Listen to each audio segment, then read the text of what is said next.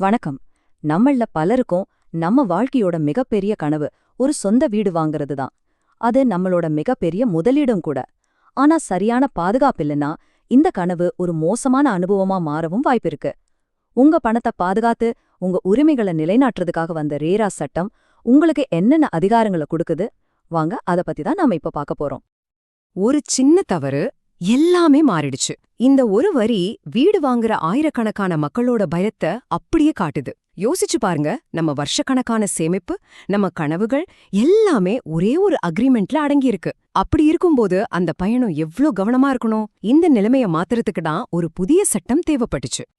சரி, முதல்ல நாம பார்க்க போறது வீடு வாங்குறவங்களோட போராட்டத்தை பத்தி. ரேரா சட்டம் வர்றதுக்கு முன்னாடி ரியல் எஸ்டேட்டுங்கிறது ஒரு பெரிய சூதாட்ட மாதிரி இருந்துச்சு. அந்த குழப்பமான காலத்துல வீடு வாங்குறவங்க என்னென்ன பிரச்சனைகளை சந்திச்சாங்க தெரியுமா? ரேராக்கு முன்னாடி இருந்த நிலைமைய கொஞ்சம் கற்பனை பண்ணி பாருங்க. நீங்க ஒரு வீட்டுக்காக கஷ்டப்பட்டு பணம் கட்டுறீங்க. ஆனா அந்த பணம் உங்க ப்ராஜெக்ட்டுக்கு போகாம வேற எங்கேயோ ஒரு ப்ராஜெக்ட்டுக்கு போகுது. நீங்க பயன்படுத்தவே முடியாத படிக்கட்டு, லாபி, பார்க் இதுக்கெல்லாம் சேர்த்து சூப்பர் பில்டப் ஏரியான்னு சொல்லி உங்ககிட்ட அதிகமா பணம் வாங்குனாங்க. வீடு எப்போ கைக்கு வரும்னே தெரியாது. அதுல இன்னொரு கொடுமைனா, பில்டர் லேட் பண்ணா அவருக்கு ஃபைன் ரொம்ப கம்மி. ஆனா நீங்க பணம் கட்ட லேட் பண்ணா வட்டி ரொம்ப அதிகமா இருக்கும். இது சுத்தமா ஒரு நியாயமில்லாத ஆட்டமா இருந்துச்சு. இப்போ இந்த மொத்த ஆட்டத்தையுமே மாத்தி அமைச்சு ஒரு சட்டம் வந்துச்சு. 2016ல களமிறங்குன அந்த கேம் சேஞ்சர் தான் ரேரா. இந்த ஒப்பீட்டை பாருங்க, உங்களுக்கே புரியும். முன்னாடி பில்டர் தான் ராஜா மாதிரி. வீடு எப்போ கிடைக்கும்னு தெரியாது, உங்க பணத்துக்கும் எந்த பாதுகாப்பும் இல்ல. ஆனா ரேரா வந்ததும் சீட்டுக்கட்டு கலைஞ்ச மாதிரி மொத்தமா மாறிடுச்சு. இப்போ உங்களுக்கு ஒரு ஃபிக்ஸ்டு டெலிவரி டேட் இருக்கு. தாமதமானா நஷ்டஈடும் உண்டு. ரொம்ப முக்கியமா, உங்க பணம் உங்க ப்ராஜெக்ட்டுக்காக ஒரு தனி அக்கவுண்ட்ல பத்திரமா இருக்கு. சிம்பிளா சொன்னா, பவர் இப்போ உங்க கைக்கு வந்திருக்கு. அப்போ ரேரானா என்ன? ரொம்ப சிம்பிளா சொல்லணும்னா அது உங்களுக்கான ஒரு கவசம்.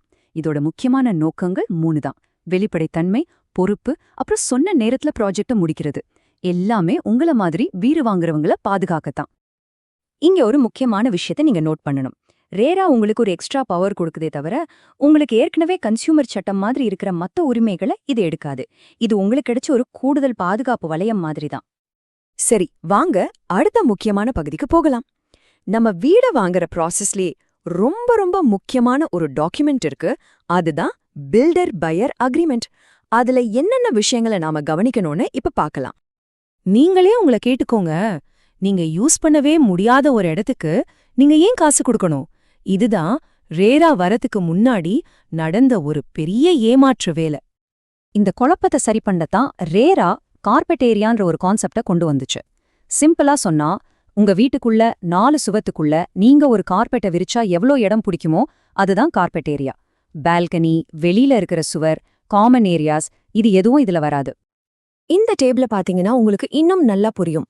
முன்னாடி எல்லாம் சூப்பர் பில்டப் ஏரியான்னு சொல்லி உங்ககிட்ட காசு வாங்குவாங்க. அதுல என்ன ஏமாத்த வேலைனா, நீங்க வாங்கின வீட்டுக்கு சம்பந்தமே இல்லாத லாபி, படிக்கட்டு, ஸ்விம்மிங் பூல் இதுக்கெல்லாமும் சேர்த்து நீங்க காசு கொடுத்தீங்க. கிட்டத்தட்ட 30% வரைக்கும் நீங்க எக்ஸ்ட்ராவா பே பண்ண வேண்டியிருந்துச்சு. யோசிச்சு பாருங்க.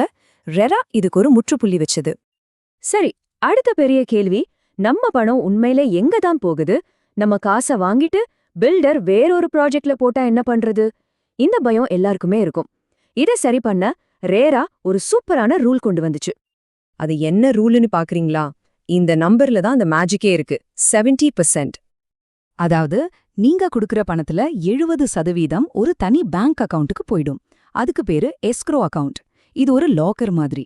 நீங்க வாங்குற ப்ராஜெக்ட கட்டுறதுக்கு மட்டும்தான் இந்த பணத்தை பில்டர் யூஸ் பண்ண முடியும். அதுவும் சும்மா எடுத்துட முடியாது.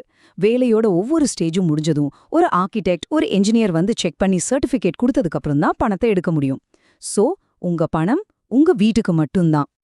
ஓகே, இப்போ உங்களுக்கு உங்க உரிமைகள் என்னன்னு தெரிஞ்சிருச்சு. ஆனா சட்டம் இருந்தாலும் நம்மளும் கொஞ்சம் உஷாரா இருக்கணும் இல்லையா? அக்ரிமெண்ட்ல நாம கவனிக்க வேண்டிய சில ரெட் ஃபிளாக்ஸ், அதாவது எச்சரிக்கை அறிகுறிகள் என்னென்னு பார்க்கலாம். நீங்க அக்ரிமெண்ட் கையெழுத்து போடுறதுக்கு முன்னாடி இந்த விஷயங்கள் எல்லாம் கண்டிப்பா செக் பண்ணுங்க. உதாரணத்துக்கு, ஒரு கேஸ்ல நீங்க பணம் கட்ட லேட் பண்ணா 18% வட்டியா, ஆனா பில்டர் வீட கொடுக்க லேட் பண்ணா ஒரு ஸ்கொயர் ஃபீட்டுக்கு வெறும் 5 ரூபாய் தானா? இது சுத்த அநியாயம் இல்லையா? இதெல்லாம் ஒரு பெரிய ரெட் ஃபிளாக். அதே மாதிரி ரேரா ரெஜிஸ்ட்ரேஷன் ப்ராசஸ்ல இருக்குன்னு யாராவது சொன்னா தயவு செஞ்சு நம்பாதீங்க. ரெஜிஸ்டர் நம்பர் இல்லாம ஒரு பைசா கூட அட்வான்ஸ் கொடுக்காதீங்க. சோ சட்டம் உங்க கையில ஒரு பெரிய சக்திய கொடுத்திருக்கு.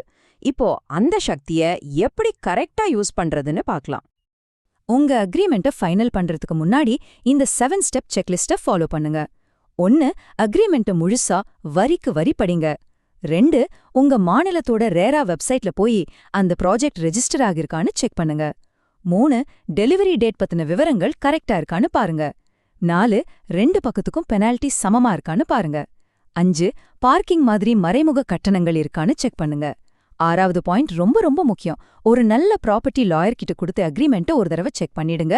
கடைசியா உங்களுக்கு சரியில்லாத விஷயங்கள பத்தி பேச தயங்காதீங்க. நெகோஷியேட் பண்றது உங்க உரிமை. ஒருவேளை பில்டர் சொன்ன தேதியில வீட்டை குடுக்கலன்னா என்ன பண்றது? பயப்பட தேவையில்ல. ரேரா உங்களுக்கு 2 கிளியரான ஆப்ஷன்ஸ் கொடுக்குது. ஆப்ஷன் 1, நீங்க ப்ராஜெக்டை விட்டு வெளியே வந்து நீங்க கட்டின மொத்த பணத்தையும் வட்டியோட திரும்ப வாங்கிக்கலாம்.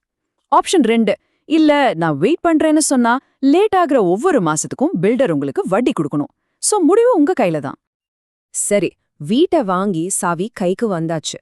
அதோட நம்ம பாதுகாப்பு முடிஞ்சுடுச்சா? இல்லவே இல்ல. அடுத்த 5 வருஷத்துக்கு உங்க வீட்ல ஏதாவது ஸ்ட்ரக்சரல் பிரச்சனை, அதாவது சுவர்ல விரிசல், தண்ணி கசிவு, இந்த மாதிரி எது வந்தாலும் சரி, அது 30 நாளைக்குள்ள ஒரு பைசா கூட வாங்காம பில்டரே சரி பண்ணி கொடுக்கணும். இது சட்டப்படி அவரோட கடமை. இது ரேரா உங்களுக்கு கொடுக்கற ஒரு 5 இயர்ஸ் கேரண்டி. பாருங்க, சட்டம் உங்க கையில ஒரு பெரிய அதிகாரத்தை கொடுத்திருக்கு. ஆனா கேள்வி என்னன்னா, நீங்க அதை பயன்படுத்துவீங்களா? தயங்காம கேள்வி கேளுங்க, எல்லாத்தையும் செக் பண்ணுங்க, உங்க உரிமைகளை விட்டு கொடுக்காதீங்க. அப்போதான் உங்க கனவு இல்லம் வாங்குற அந்த பயணம் உண்மையிலேயே சந்தோஷமானதாகவும் பாதுகாப்பானதாகவும் இருக்கும்.